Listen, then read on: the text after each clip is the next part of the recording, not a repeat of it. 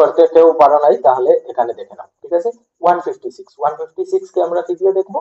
সর্বপ্রথম আমরা 2 দিয়ে ট্রাই করবো। 2 লাস্টে এটা কি আছে দেখো, এটা একটি যুগ্ম সংখ্যা, যুগ্ম সংখ্যা হলে আমরা জানি কি দিয়ে ভাগ হবে, 2 দিয়ে ভাগ হবে, 2 দিয়ে বিভাজিত হবে, তখন 2 দিয়ে আমরা করবো। 2 দিয়ে করলে 14, এখন 15 এর মধ্যে তো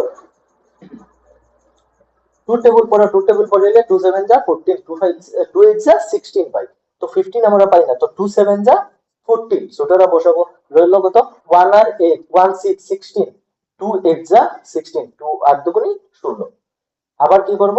আবার দেখো এটা জোড়া সংখ্যা আছে, তখন 2 দিয়ে যাবে, 2 দিয়ে করলাম, 3 দুগুনি 6, রইল 1 আর 18, 9 দুগুনি 18, ঠিক আছে, হয়ে গেল। এরপরে আমরা কি করব? আর 2 দিয়ে যাবে না, এটা হয়ে গেছে বেজোড় সংখ্যা, তখন 2 দিয়ে যাবে না, তখন দেখবো কি দিয়ে যায়, 3 দিয়ে যাবে আমাদের। 3 দিয়ে যাবে কিনা আমরা ট্রাই করব, 3 দিয়ে যাবে কিনা কিভাবে দেখবো? 9 প্লাস 3 কত হলো? 9, 3 প্লাস 9 ইকুয়ালস টু কত? 12। আমরা 3 টেবিল যদি পড়ি তখন আমরা কি পাই? 12 পাই, 3 4 যা 12 পাই। তখন এই নাম্বারটা কি হবে? এই যে 13 এর নাম্বার যেটা আছে এটা আমাদের 3 দিয়ে বিভাজিত হবে, তখন 3 দিয়ে করো, 3 1 যা 3, 3 3 যা 9, 3 3 যা 9।